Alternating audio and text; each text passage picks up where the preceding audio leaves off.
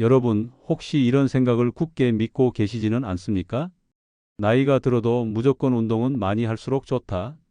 땀을 많이 흘릴수록 건강해진다. 남들보다 더 세게, 더 오래 해야 오래 산다. 그런데 만약 지금 여러분이 매일같이 하고 있는 그 운동이 사실은 관절을 갈아엎애고 척추를 찢어놓고 심장을 혹사시키는 지름길이라면 어떻겠습니까? 건강해지려고 시작했는데 오히려 병원 침대에 먼저 눕게 만드는 운동이라면요.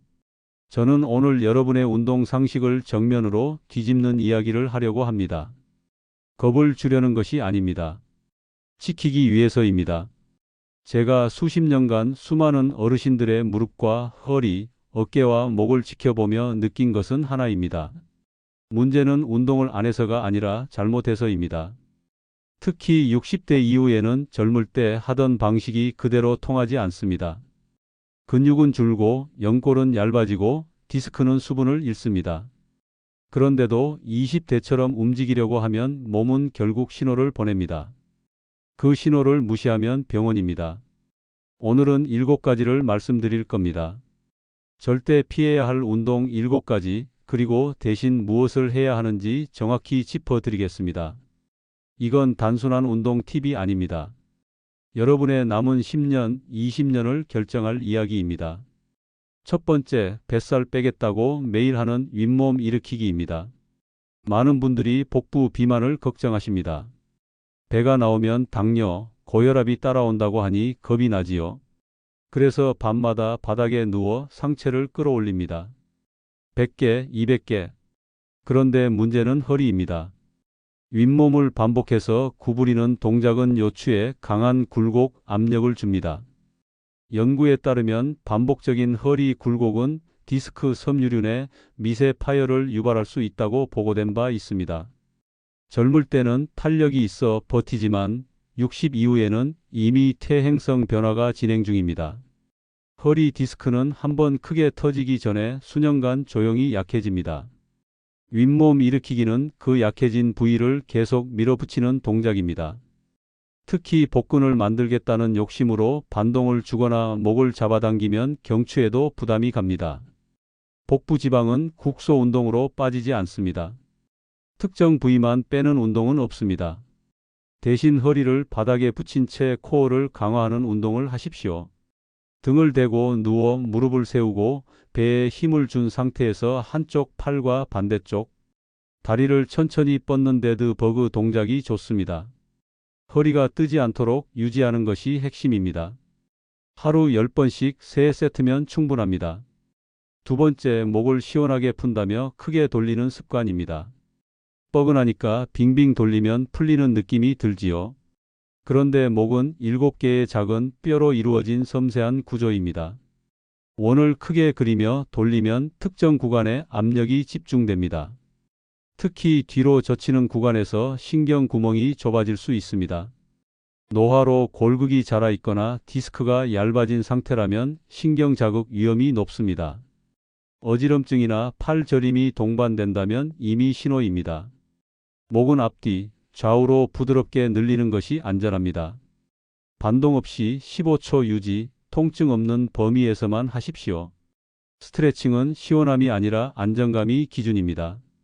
세 번째, 헬스장에서 무게 자랑하듯 하는 레그 프레스입니다. 허벅지 근육이 무릎을 지킨다는 말은 맞습니다. 하지만 방법이 문제입니다.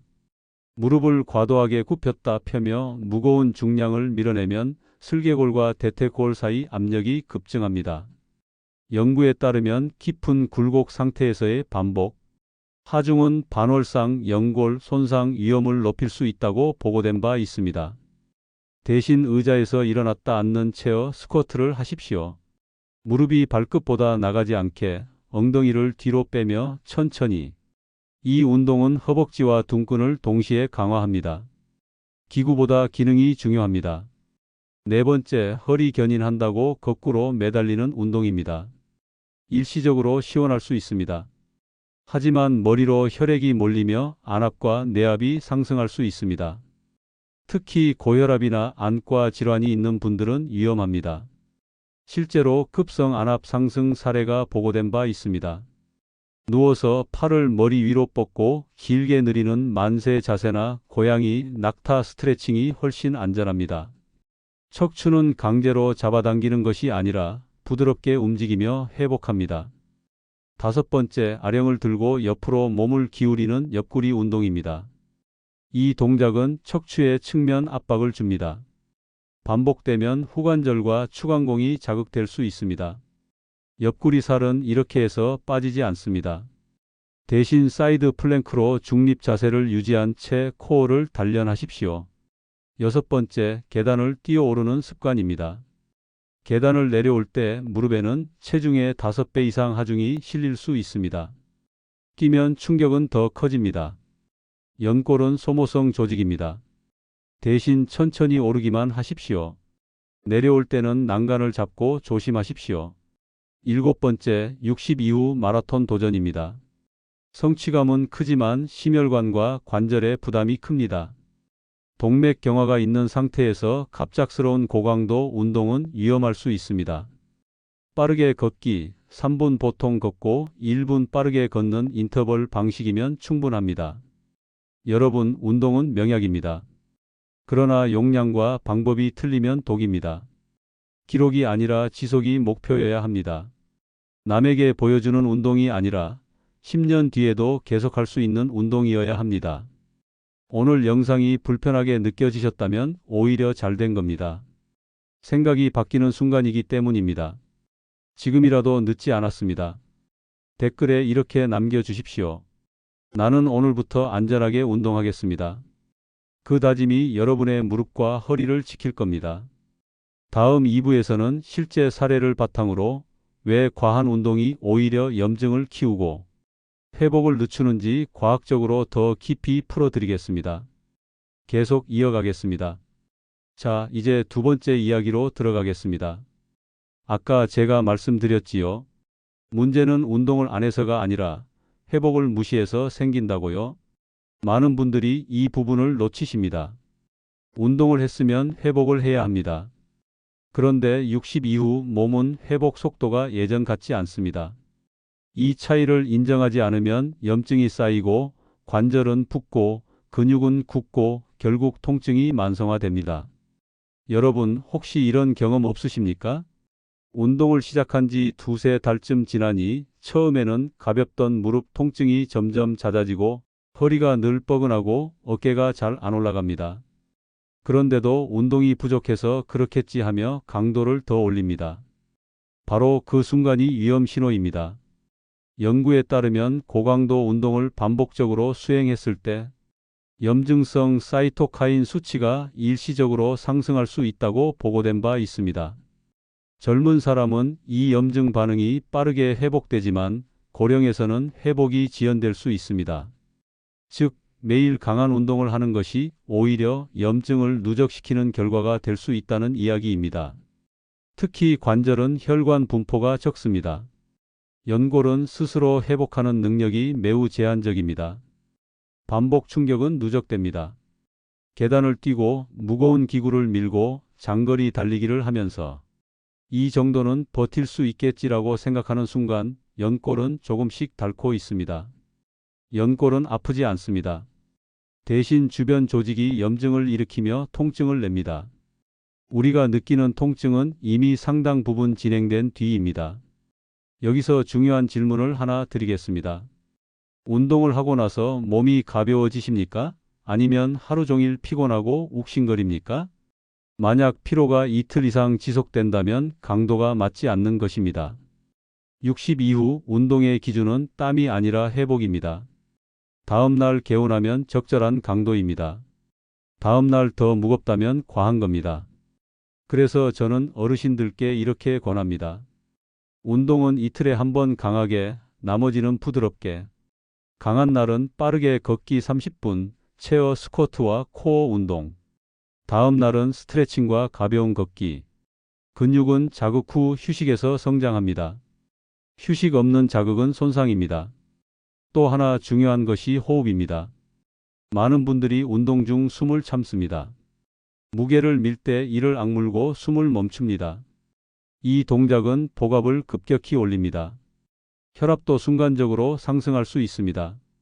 특히 고혈압이 있는 분은 위험합니다. 힘을 쓸 때 내쉬고 돌아올 때 들이마시는 리듬을 지키십시오. 그리고 통증과 근육통을 구분해야 합니다. 운동 다음 날 뻐근한 느낌은 자연스러운 근육통일 수 있습니다.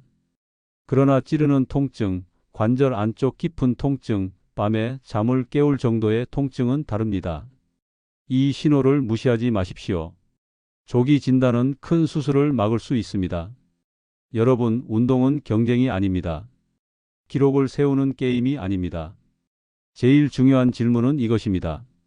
10년 뒤에도 이 운동을 계속할 수 있겠는가? 만약 아니다 싶으면 방법을 바꿔야 합니다. 많은 분들이 운동을 시작하며 이런 목표를 세웁니다. 마라톤 완주, 100개 스쿼트, 한 달 만에 복근 만들기. 저는 이렇게 말씀드립니다. 목표를 낮추십시오. 대신 길게 가십시오. 10년 동안 꾸준히 걷는 것이 1년 마라톤보다 낫습니다.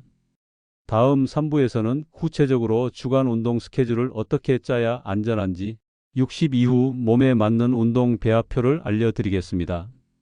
그리고 이미 관절염이나 디스크가 있는 분들은 어떻게 조절해야 하는지도 말씀드리겠습니다.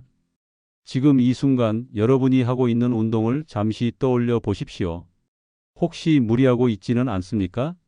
댓글에 이렇게 남겨보십시오. 나는 오늘부터 회복을 지키겠습니다. 운동은 세계가 아니라 오래입니다. 김어른의 생활설명서 계속 이어가겠습니다. 이제 세 번째 이야기입니다.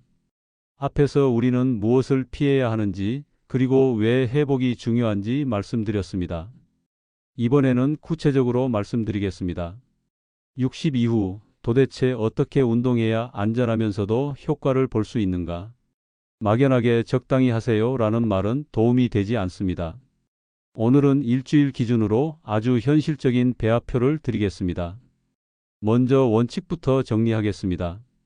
60 이후 운동은 4가지를 골고루 가져가야 합니다. 첫째, 심폐기능. 둘째, 하체 근력. 셋째, 코어 안정성. 넷째, 유연성. 이 네 축이 균형을 이루어야 넘어지지 않고 허리가 버티고 심장이 무리하지 않습니다. 하나만 세게 한다고 해결되지 않습니다. 월요일을 예로 들어보겠습니다. 월요일은 하체와 코어를 집중하는 날입니다. 준비 운동으로 제자리 걷기 5분, 발목 돌리기와 무릎 가볍게 굽혔다 펴기. 그 다음 체어 스쿼트 10번 3세트. 세트 사이에는 1분 휴식. 이어서 데드버그 10번 3세트. 마지막으로 사이드 플랭크를 양쪽 각각 20초씩 2세트. 총 시간은 30분이면 충분합니다. 화요일은 회복과 심폐를 가볍게 가져가는 날입니다. 빠르지 않은 속도로 걷기 20분. 숨이 약간 차지만 대화는 가능한 정도. 집에 돌아와 목과 어깨 스트레칭, 허리 만세 자세, 고양이, 낙타 동작을 각각 10번씩 반복하십시오. 이날은 몸을 푸는 날입니다. 수요일은 인터벌 걷기입니다. 3분 편안하게 걷고 1분 빠르게 걷기를 5번 반복하십시오. 총 20분이면 충분합니다. 이 방식은 심장을 과도하게 몰아붙이지 않으면서도 심폐 자극을 줍니다. 연구에 따르면 고령자에게 중강도 인터벌 운동이 심폐지구력 개선에 도움을 줄 수 있다고 보고된 바 있습니다. 단, 가슴 통증이나 어지럼증이 있다면 즉시 중단하십시오. 목요일은 완전 휴식 또는 아주 가벼운 스트레칭만 하십시오. 휴식은 운동의 일부입니다. 이날을 빼먹지 마십시오. 금요일은 다시 하체 강화. 하지만 월요일보다 강도를 낮추십시오. 체어 스쿼트 대신 벽을 짚고 반 스쿼트 10번 3세트. 종아리 들기 운동 15번 3세트. 균형 잡기 훈련으로 한 발 서기 15초씩 반복하십시오. 낙상 예방에 매우 중요합니다. 토요일은 즐거운 활동을 하십시오. 공원 산책, 가벼운 자전거, 손주와 공놀이. 운동이 의무가 되면 오래 못 갑니다. 즐거움이 있어야 지속됩니다.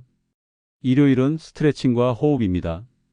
깊게 들이마시고 길게 내쉬는 복식 호흡을 10분 정도 하십시오. 숨을 내쉴 때 배를 부드럽게 당기며 코어를 느껴보십시오. 이렇게 한 주를 보내면 무리가 없습니다. 매일 강하게 하지 않아도 됩니다. 오히려 매일 강하게 하는 것이 독이 될 수 있습니다. 이제 이미 관절염이나 디스크가 있는 분들 이야기를 해보겠습니다. 무릎 관절염이 있다면 깊게 앉는 동작은 피하십시오. 통증이 없는 범위까지만. 허리 디스크가 있다면 허리를 구부리는 반복 동작은 줄이고 중립 자세 유지 운동에 집중하십시오. 통증이 있는 날은 과감히 쉬십시오. 통증을 뚫고 하는 운동은 재활이 아니라 손상입니다. 또 한 가지, 운동 전 혈압을 확인하는 습관을 들이십시오. 수축기 혈압이 160 이상이라면 그날은 강한 운동을 피하는 것이 좋습니다. 연구에 따르면 고혈압 상태에서의 고강도 운동은 심혈관 사건 위험을 높일 수 있다고 보고된 바 있습니다. 여러분, 몸은 숫자로 말합니다. 통증, 피로, 혈압, 맥박, 이 숫자를 무시하지 마십시오. 젊은 시절의 자존심은 내려놓으셔도 됩니다. 대신 10년 뒤 건강을 챙기십시오. 이제 마지막 4부에서 전체를 정리하겠습니다. 운동을 시작하기 전에 반드시 점검해야 할 3가지 질문, 그리고 평생 써먹을 수 있는 한 문장 원칙을 드리겠습니다. 댓글에 이렇게 남겨주십시오. 나는 오늘부터 오래가는 운동을 하겠습니다. 강한 운동이 아니라 지속 가능한 운동. 그것이 여러분의 관절과 심장을 지키는 길입니다. 김어른의 생활설명서 마지막 이야기로 이어가겠습니다. 이제 마지막 이야기입니다. 여기까지 함께 들으신 여러분이라면 이미 몸을 대하는 태도가 조금은 달라졌을 겁니다. 오늘 저는 운동을 하지 말라고 말씀드린 것이 아닙니다. 오히려 반대입니다. 운동은 반드시 해야 합니다. 다만 오래 살기 위해서가 아니라 오래 걷기 위해, 오래 웃기 위해 해야 한다는 겁니다. 마지막으로 3가지 질문을 드리겠습니다. 앞으로 어떤 운동을 하든 이 3가지만 먼저 스스로에게 물어보십시오. 첫째, 이 운동을 10년 뒤에도 할 수 있을 것 같은가? 둘째, 이 운동을 하고 난 다음 날 몸이 가벼운가 무거운가? 셋째, 통증이 아닌 근육의 피로만 남는가? 이 3가지에 모두 예라고 답할 수 있다면 계속하셔도 됩니다. 하나라도 아니오라면 강도를 낮추거나 방법을 바꾸셔야 합니다. 많은 어르신들이 운동을 결심할 때 마음속에 이런 말이 있습니다. 이제라도 제대로 해보자. 그 마음은 정말 귀합니다. 하지만 그 마음이 조급함으로 변하면 독이 됩니다. 특히 60 이후 몸은 회복력이 젊을 때와 다릅니다. 연구에 따르면 고령자의 근육 회복 속도는 젊은 성인에 비해 느리며 염증 반응이 더 오래 지속될 수 있다고 보고된 바 있습니다. 그래서 더 세게가 아니라 더 지혜롭게가 필요합니다. 운동의 목표를 다시 정의하십시오. 마라톤 완주가 목표가 아닙니다. 100개 스쿼트가 목표가 아닙니다. 목표는 넘어지지 않는 것, 허리 통증 없이 잠드는 것, 손주를 안고도 다음 날 멀쩡한 것, 그것이 진짜 목표입니다. 지금까지 말씀드린 7가지 위험한 운동을 다시 정리해 드리겠습니다. 허리를 반복해 구부리는 윗몸 일으키기는 피하십시오. 대신 바닥에 허리를 붙인 코어 운동을 하십시오. 목을 크게 돌리지 마십시오. 대신 반동 없는 정적인 스트레칭을 하십시오. 무거운 레그 프레스 대신 체어 스쿼트를 하십시오. 거꾸리 대신 누워서 하는 견인 스트레칭을 하십시오. 아령을 들고 옆으로 기울이지 마십시오. 대신 사이드 플랭크로 중립을 지키십시오. 계단을 뛰지 마십시오. 천천히 오르기만 하십시오. 마라톤 대신 빠르게 걷거나 인터벌 걷기를 하십시오. 이 원칙만 지켜도 병원에서 만날 확률은 크게 줄어듭니다. 저는 수십 년간 진료실에서 같은 말을 반복해 왔습니다. 조금만 일찍 알았더라면 오늘 이 영상을 보고 계신 여러분은 그 말을 들을 필요가 없습니다. 이미 알고 계시니까요. 그리고 한 가지 더 당부드립니다. 통증이 생기면 참지 마십시오. 참고 버티는 것이 미덕이 아닙니다. 조기에 점검하면 간단한 물리치료로 끝날 것을 방치하면 수술까지 가는 경우를 저는 너무 많이 보았습니다. 운동은 예방이어야지 도박이 되어서는 안 됩니다. 여러분, 우리 세대는 참고 견디는데 익숙합니다. 힘들어도 말하지 않고 아파도 내색하지 않았습니다.